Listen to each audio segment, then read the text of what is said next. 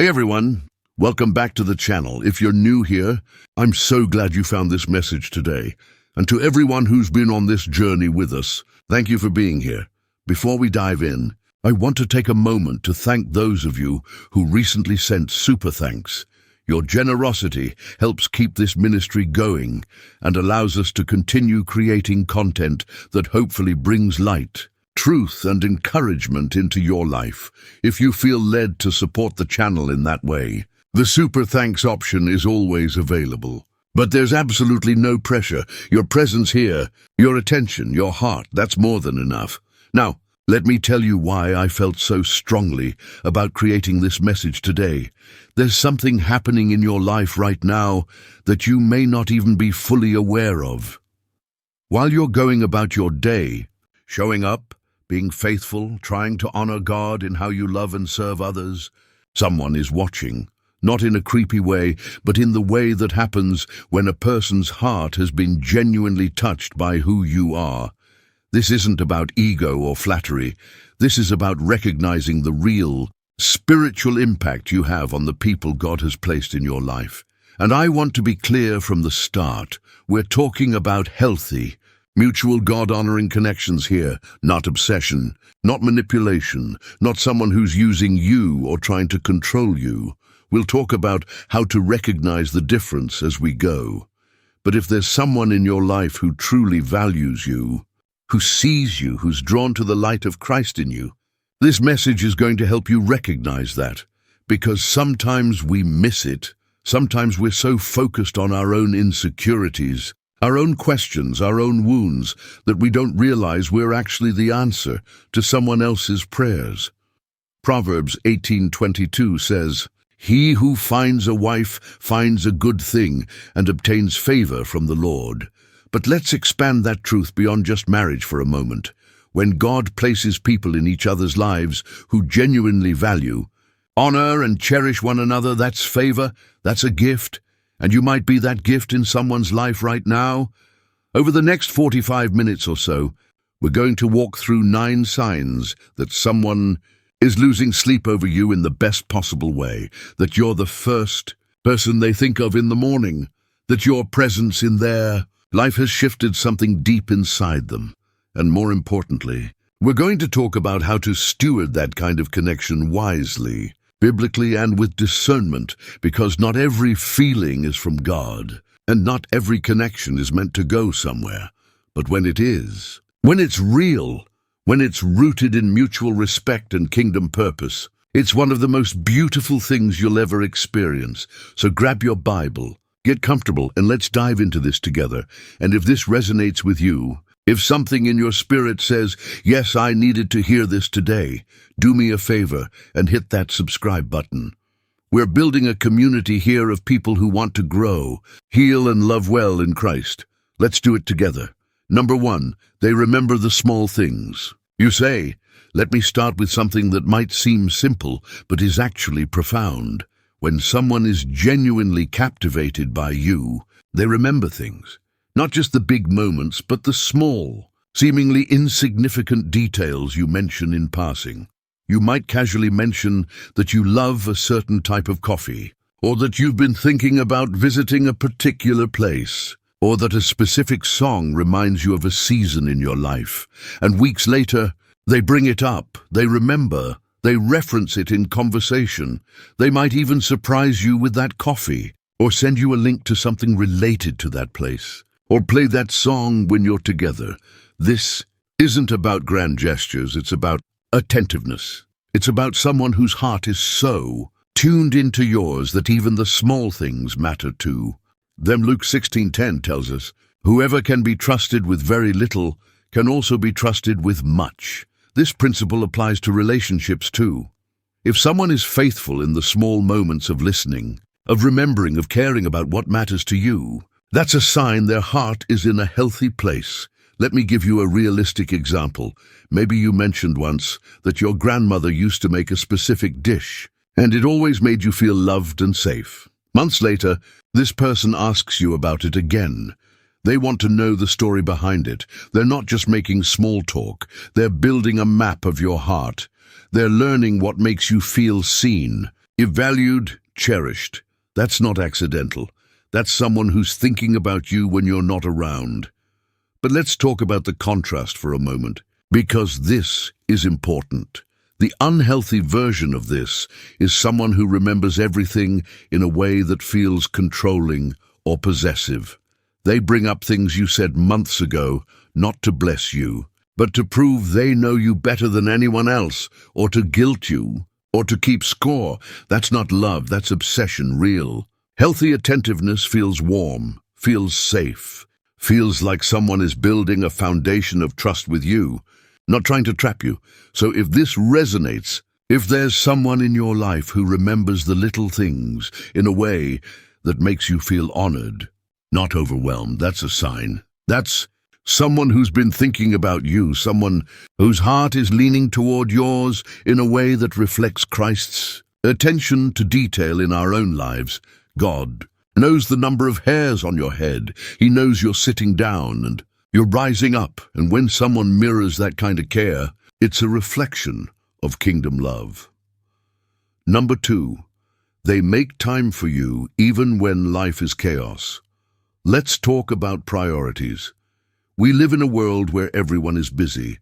Everyone has responsibilities, deadlines, obligations, stress. But here's the truth. People make time for what matters to them. If someone is losing sleep over you, if you're the first person they think about in the morning, they're going to find ways to make time for you, even when life is falling apart around them. This doesn't mean they're going to drop everything every single time you reach out. That wouldn't be healthy either, but it means that you're not an afterthought. You're not something they get around to when they have nothing better to do. You're a priority. Ephesians 5:16 says, make the most of every opportunity, because the days are evil. Translation, time is precious, and how we spend it reveals what we value. If someone consistently makes time for you, if they rearrange their schedule to see you, if they call you during their lunch break, if they text you good night even when they're exhausted, that's not just kindness. That's someone whose heart is pulling them toward you. Let me paint a picture. Maybe this person has a crazy week ahead. Back-to-back meetings, family obligations, a project due, but they still carve out an hour to grab coffee with you, or they send you a voice note on their drive home just to check in, or they make sure to respond to your message. Even if it's late at night, they're not doing this out of obligation. They're doing it because being connected to you matters to them, because hearing your voice, seeing your face, knowing how your day went, that brings them peace, joy, life. And here's what's beautiful about this from a biblical perspective. It mirrors how God pursues us. Even when we're a mess, even when we're distant, even when life is chaos, He makes time for us. He shows up, He's present. And when someone reflects that kind of intentionality in your life, it's a gift. But again, let's talk about the unhealthy side.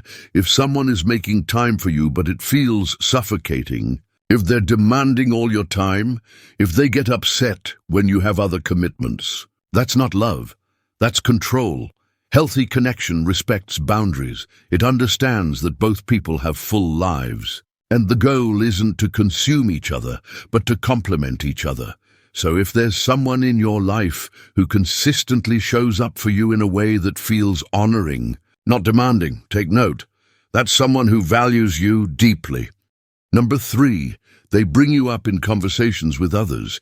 Here's something that might surprise you. When someone is genuinely captivated by you, they talk about you, not in a gossipy way, not in a way that violates your privacy, but in a way that shows you're on their mind. They mention you to their friends, their family, their co-workers, not constantly, not in a way that's inappropriate, but naturally, because you've become a part of how they see the world. Proverbs 27:2 says, "Let someone else praise you, and not your own mouth." But the reverse is also true. When someone genuinely values you, they can't help but honor you in the presence of others. You've made an impact on them, and it shows. Maybe they tell their best friend about something funny you said. Maybe they mention to their mom that you've been such an encouragement to them lately. Maybe they reference you in a meeting because something you shared gave them insight they needed. This is about integration. You're not compartmentalized in their life. You're woven into it, and that's a sign that you matter. Let's think about Jesus for a moment. He spoke about those he loved. He prayed for them by name. He told stories about them. He honored them publicly. When someone is reflecting Christ-like love toward you, they're not hiding you. They're celebrating you. But here's the boundary. They should be doing this in a way that respects you. If someone is talking about you in a way that makes you uncomfortable, if they're sharing things you've asked them to keep private, if they're using your name to build themselves up, that's not honor. That's exploitation. Healthy connection means someone speaks well of you in appropriate ways. And if you ever feel uncomfortable with how they're representing you, they listen and adjust. So if you've noticed that someone mentions you often, if their friends or family have started to recognize your name, if you're clearly integrated into their life in a healthy way, that's a sign. That's someone who's not just interested in you when you're standing in front of them. You're on their heart, even when you're miles away. Number 4, they ask about your dreams and actually care about the answers. Let's go deeper now. Anyone can ask, how was your day? But not everyone asks about your dreams. Not everyone wants to know what you're building, what you're praying for, what keeps you up at night in the best possible way. If someone is losing sleep over you, they're invested in your future. They want to see you thrive. They want to know what lights you up and how they can support that. Proverbs 13:12 says, hope deferred makes the heart sick, but a longing fulfilled is a tree of life. When someone cares about your dreams, they're caring about your hope. They're partnering with what God is doing in you. Maybe you mentioned that you're thinking about going back to school, or starting a business, or writing a book, or pursuing a calling that feels scary but exciting. And instead of brushing it off or changing the subject, they lean in. They ask questions. They want to know more. They encourage you. They might even offer to help in practical ways. This is huge, because it means they see you not just as you are today, but as who you're becoming. They're not intimidated by your growth. They're excited about it, and that's rare. Let me give you a real-world scenario. You tell this person that you're praying about a specific opportunity, but you're nervous about it. Instead of telling you what to do, they ask what you're feeling. They ask what God has been showing you. They pray with you about it. They check in a week later to see if you've had any more clarity. That's someone who's truly invested. That's someone whose heart is aligned with yours in a way that honors your autonomy and celebrates your calling. Now, contrast this with someone who only supports your dreams when it benefits them, or someone who gets jealous when you succeed, or someone who subtly discourages you because they're afraid of being left behind. That's not love. That's insecurity masked as connection. Healthy love cheers for you. It celebrates your wins. It holds space for your fears without trying to fix you or control you. So if there's someone in your life who genuinely cares about your dreams, who asks about them, who prays for them, who celebrates them, that's a reflection of kingdom love. That's someone who sees you the way God sees you, full of potential, full of purpose, full of promise. Number 5, they notice when something is off with you. Here's one of the most telling signs. When someone is truly connected to you, they can sense when something isn't right. You don't have to say a word. They pick up on the subtle shifts in your energy, your tone, your body language. And instead of ignoring it or assuming the worst, they check in. They ask if you're okay. They create space for you to share, but they don't force it. Galatians 6:2 says, carry each other's burdens, and in this way you will fulfill the law of Christ. This verse isn't just about showing up during the big crises. It's about being attentive enough to notice when someone you love is struggling, even in small ways. Let me give you an example. Maybe you show up to a gathering and you're doing your best to be present, but internally you're wrestling with something heavy. Most people won't notice. They'll assume you're fine because you're smiling and engaging.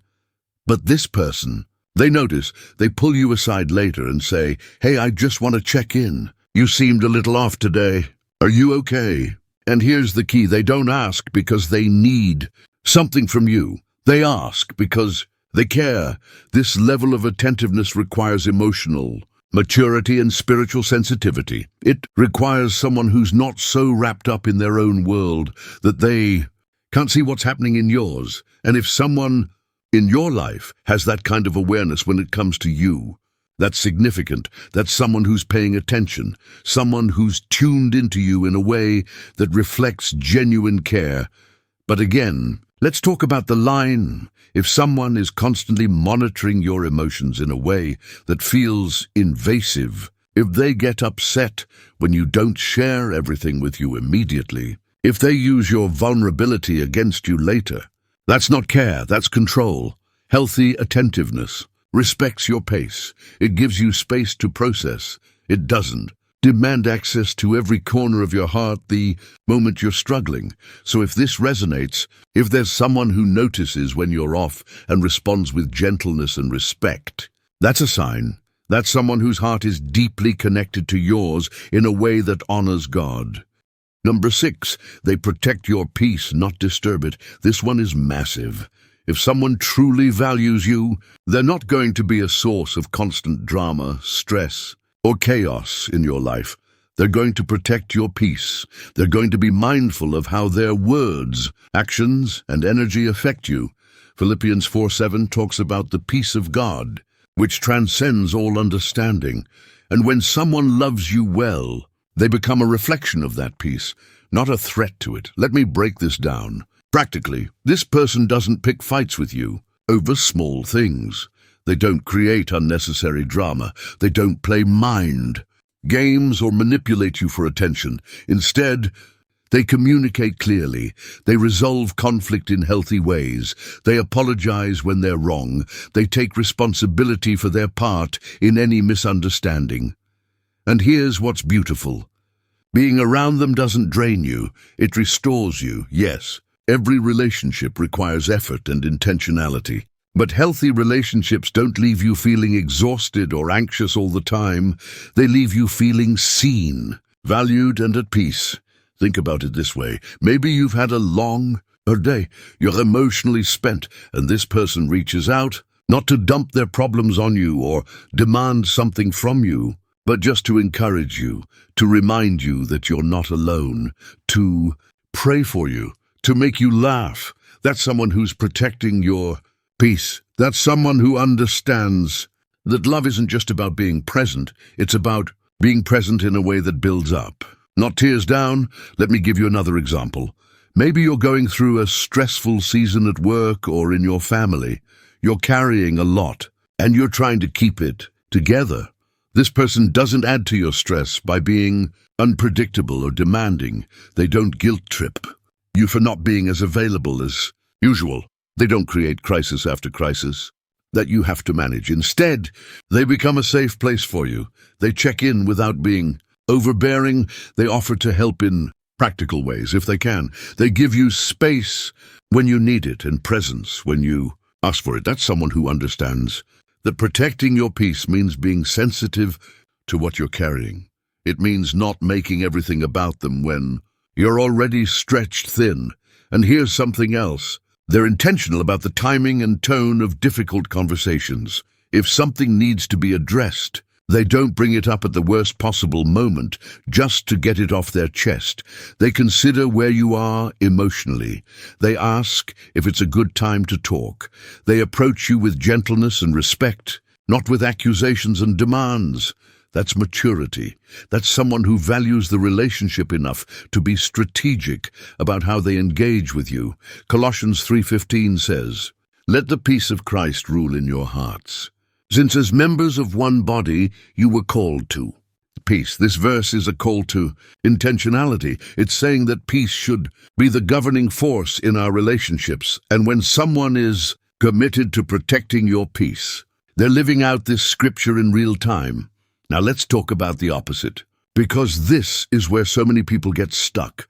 If someone claims to care about you but consistently creates chaos, if they're always starting arguments, if they give you the silent treatment, if they make you walk on eggshells, that's not love, that's toxicity, and you have every right to protect yourself from that.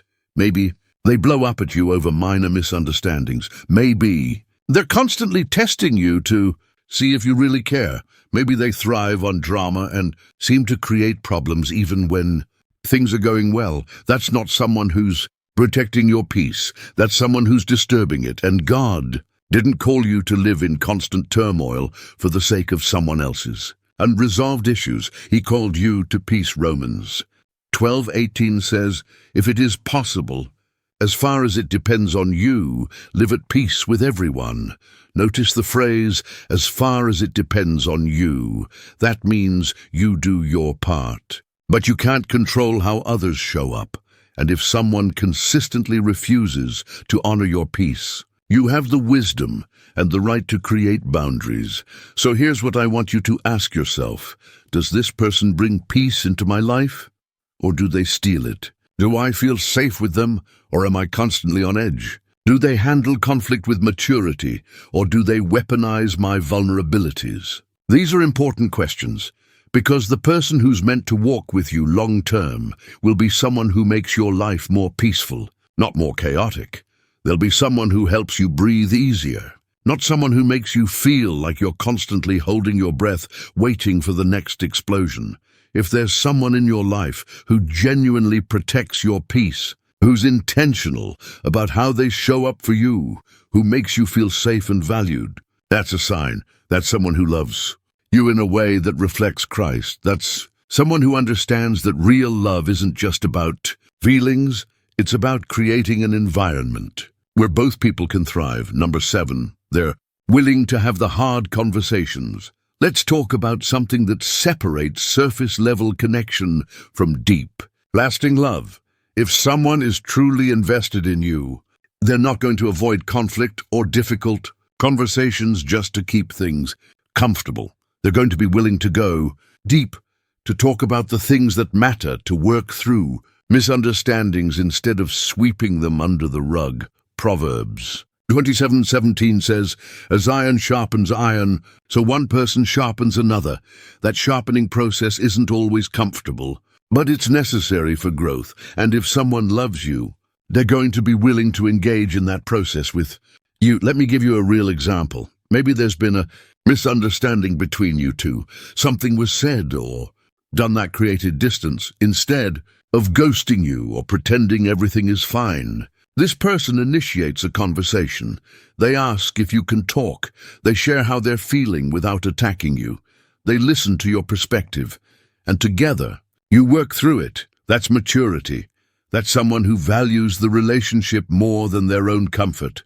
And here's what's important. They do this with respect and gentleness.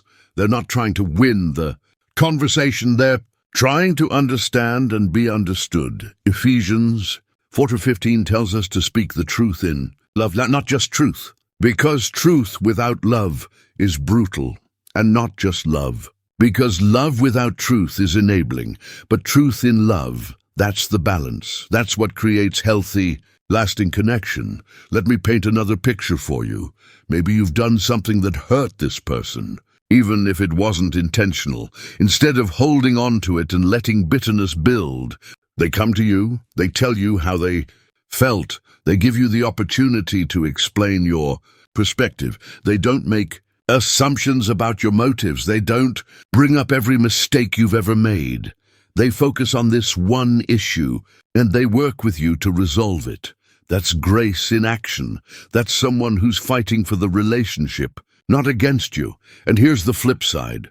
When you come to them with something that's bothering you, they don't shut down. They don't get defensive. They don't turn it around and make you the bad guy. They listen. They take responsibility where it's warranted. They apologize sincerely, and they make adjustments moving forward. James 1:19 says, everyone should be quick to listen, slow to speak, and slow to become angry. This is the posture of someone who's emotionally and spiritually mature, someone who understands that relationships require humility, patience, and a willingness to grow. Now, let's contrast this with what unhealthy conflict looks like, because the difference is crucial. Some people avoid conflict at all costs. They'll say everything is fine when it's not. They'll let resentment build up over months or even years, and then one day everything explodes, and suddenly you're dealing with issues you didn't even know existed. That's not healthy. That's avoidance, and it always backfires. On the other end of the spectrum, some people turn every disagreement into a war. They yell, they blame, they bring up the past. They say things they can't take back. They fight dirty because they're more interested in being right than in being reconciled. That's not love either. That's aggression, and it destroys trust. But the person who's willing to have hard conversations in a healthy way, they stay calm, they stay present, they stay committed to resolution, not destruction. Let me give you one more scenario. Maybe you're at a point in the relationship where you need to talk about the future, where this is going, what you both want, what you're willing to commit to. That's a vulnerable, scary conversation, but if this person is truly invested in you, they're not going to dodge it. They're going to engage. They're going to be honest about where they are, what they're feeling, what they're praying about. They might not have all the answers yet, and that's okay, but they're willing to sit in the tension with you and work through it together. That's someone who's serious. That's someone who respects you enough to be real with you, even when it's uncomfortable. Proverbs 28:23 says, "Whoever rebukes a person will in the end gain favor, rather than one who has a flattering tongue." This doesn't mean we should be harsh or critical. It means that real love tells the truth, even when it's hard. It means that the people who care about you most will be the ones willing to have the conversations that challenge you, refine you, and ultimately bring you closer together. So if there's someone in your life who's willing to have the hard conversations with you, who doesn't run when things get uncomfortable, who fights for the relationship instead of against you, that's a sign. That's someone who's committed to you in a way that goes beyond surface-level attraction. That's someone who understands that real love is built through honesty, humility, and hard work. Number 8, they celebrate your relationship with God. Is one that's non-negotiable if you're serious about honoring God in your relationships. If someone truly values you, they're not going to compete with your relationship with God. They're going to celebrate it. They're going to encourage your spiritual growth. They're going to pray with you and for you. Matthew 6:33 says, "Seek first his kingdom and his righteousness, and all these things will be given to you as well." If someone loves you well, they're going to support you in seeking God. First, they're not going to pull you away from your faith. They're going to point you back to it. Let me paint a picture for you.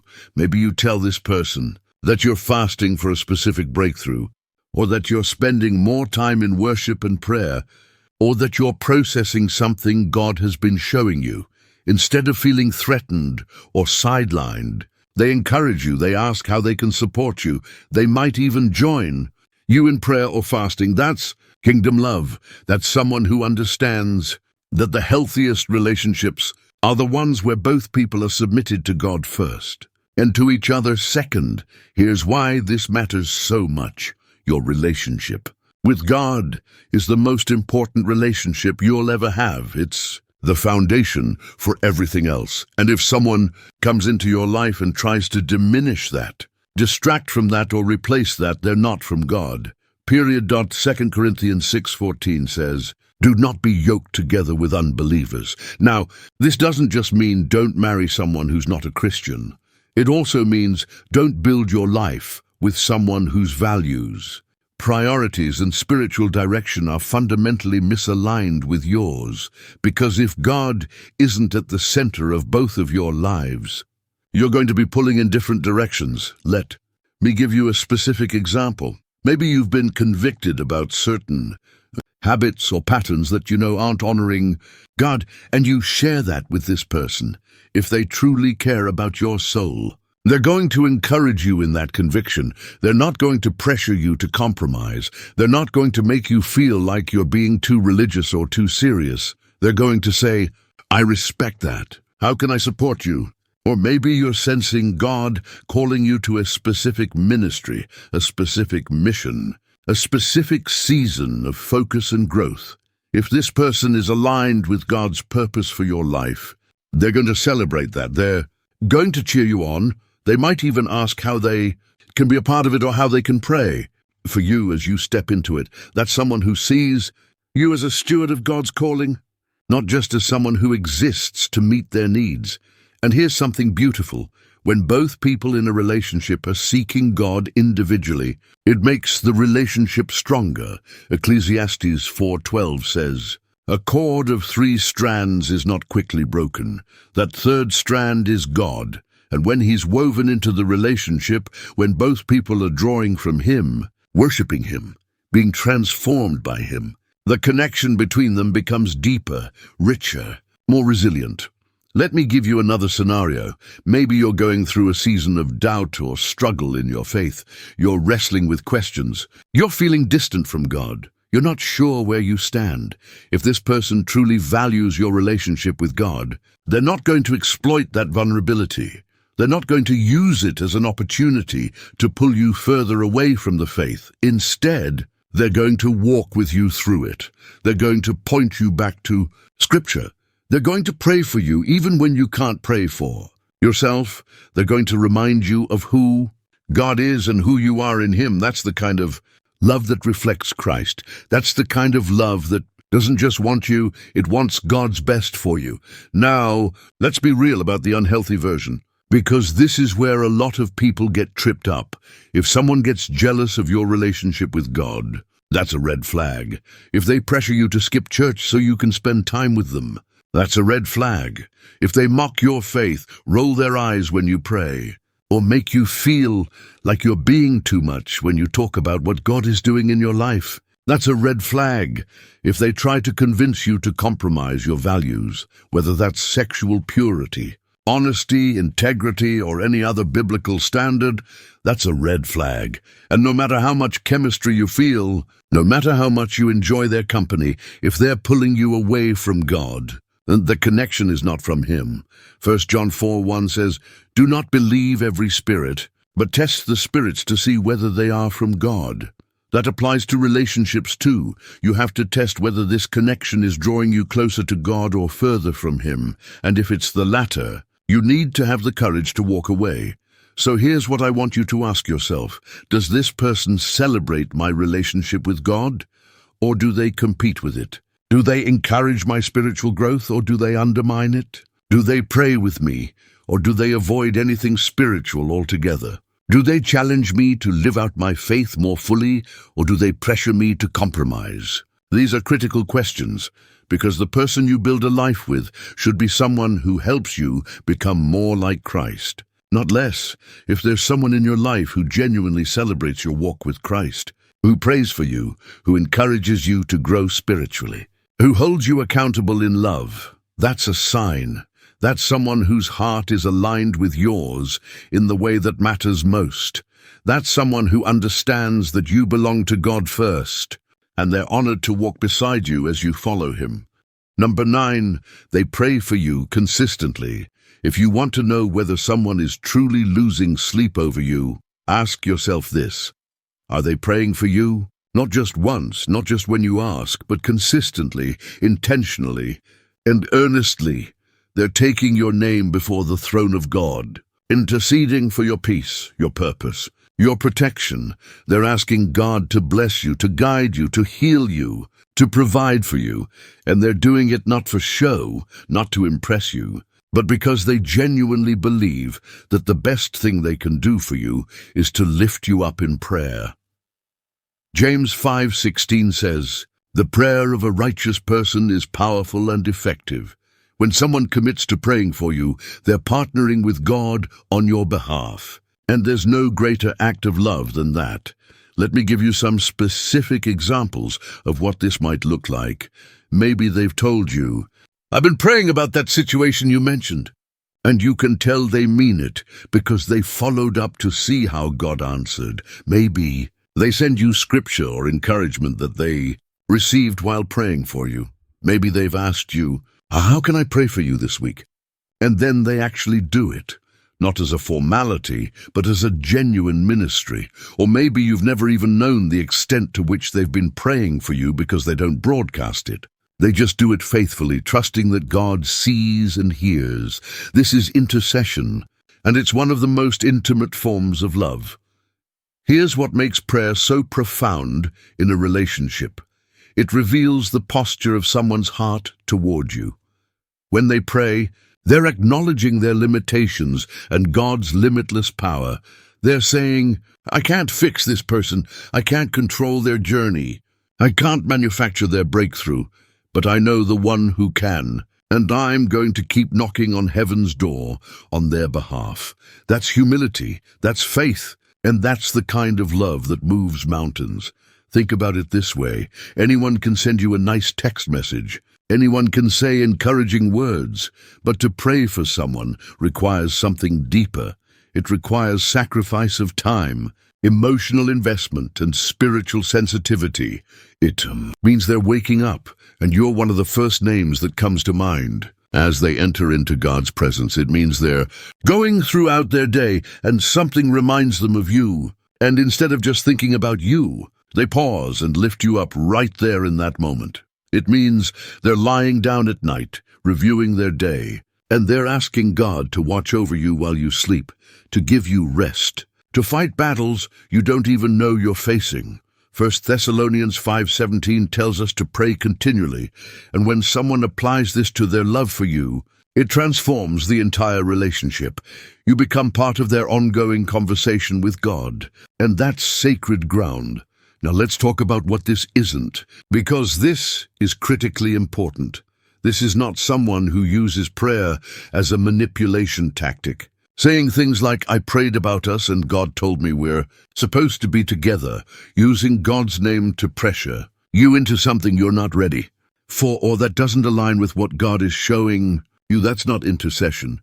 That's manipulation dressed up in spiritual language. Real prayer is humble, patient, and submitted to God's will, not our own agenda. It's someone who says, I'm praying that God's will be done in your life, whatever that looks like.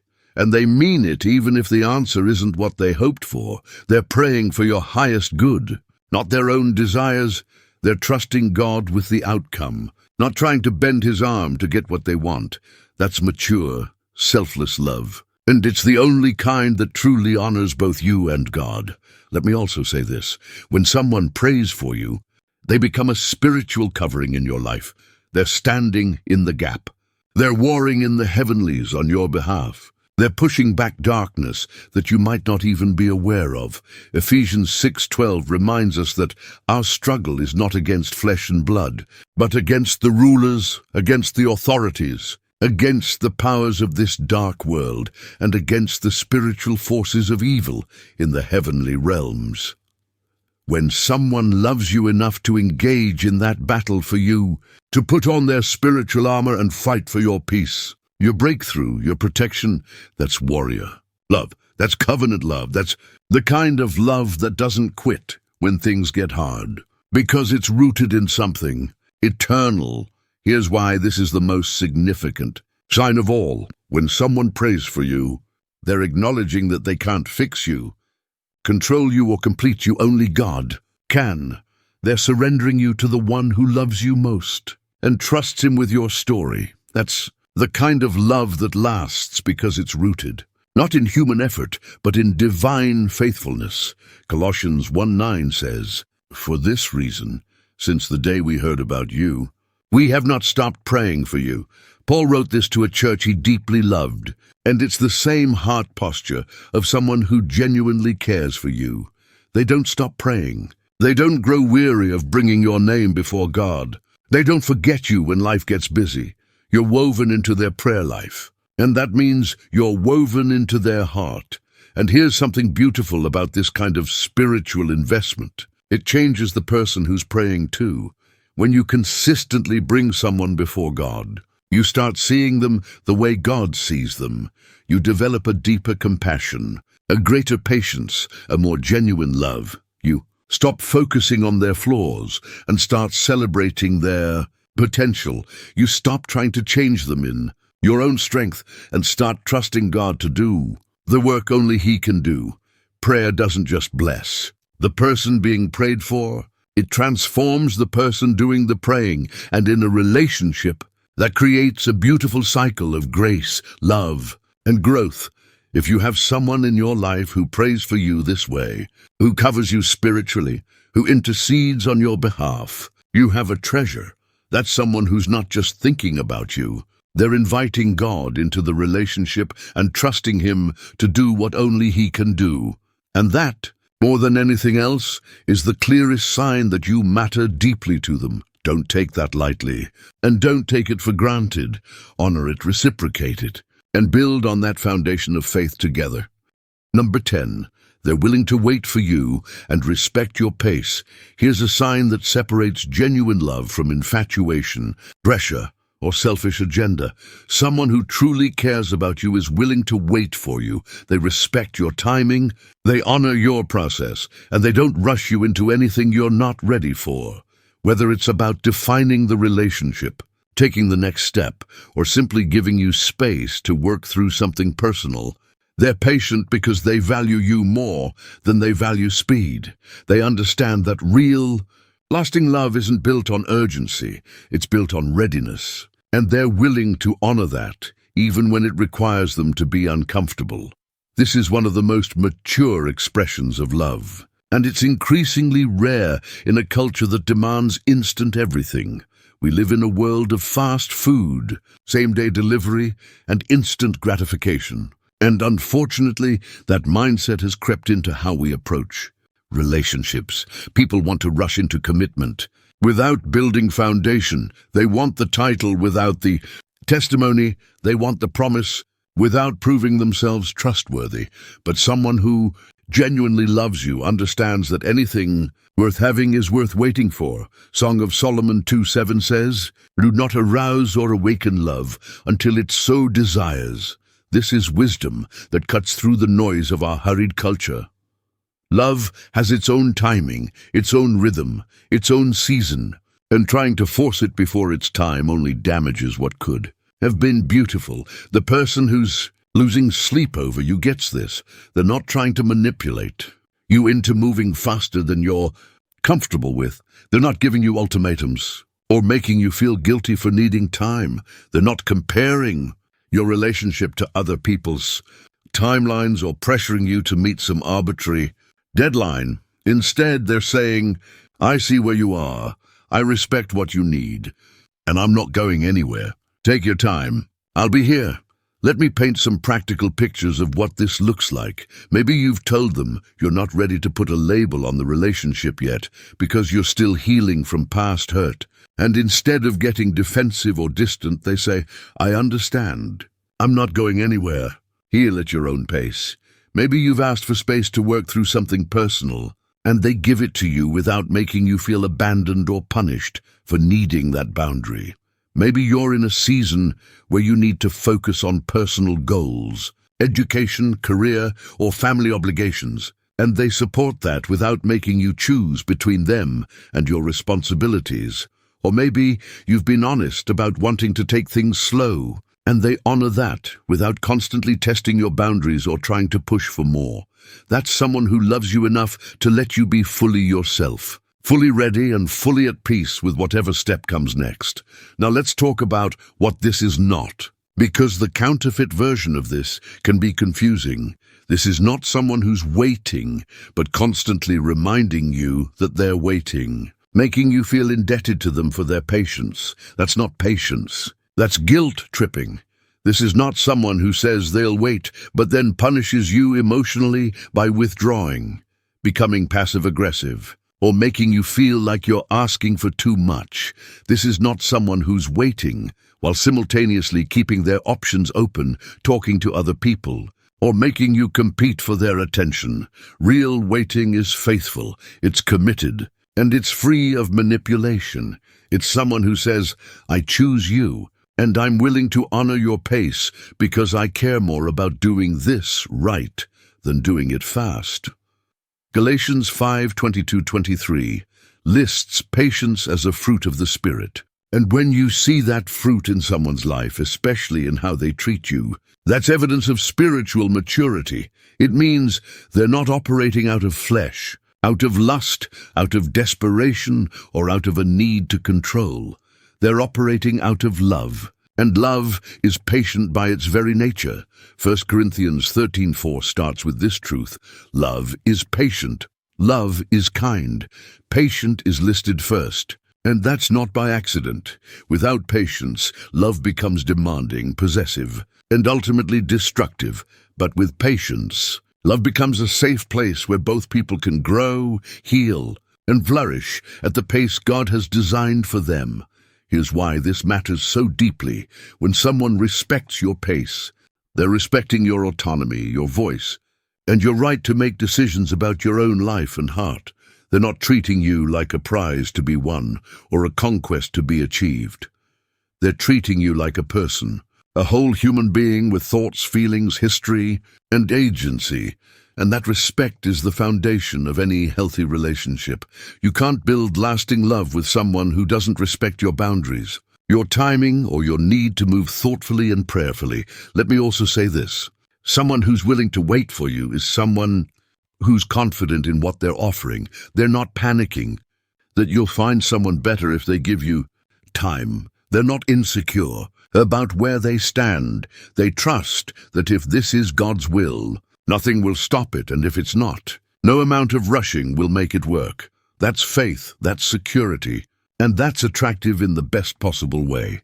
Proverbs 19:2 says, "Desire without knowledge is not good. How much more will hasty feet miss the way?" Rushing into something without understanding, without foundation, without readiness, leads to missteps and heartache. But when both people are willing to move at a pace that honors God, honors each other, and honors the journey, you build something that can withstand the test of time. If someone in your life is showing you this kind of patience, if they're willing to wait without pressure, without resentment, without making you feel rushed or guilty, that's one of the clearest signs of mature, Christ-centered love. That's someone who values the health of the relationship more than the speed of it. That's someone who's thinking long-term, not just about what they want right now, but about what will honor God and bless both of you for years to come. And if you're the one being waited for, honor that gift by being honest, communicative, and intentional about where you are and where you're going.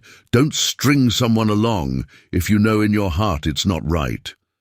But if you're genuinely working through things, healing, seeking God, and they're walking alongside you in that process with grace and patience, thank God for that rare soul. They're not just losing sleep thinking about you. They're willing to lose sleep waiting for you. And that's love that's built to last. So here we are at the end of this message, and I hope you're walking away with more than just information. I hope you're walking away with confirmation. Confirmation that you're seen, that you're valued, that you're not imagining the ways someone has been showing up for you.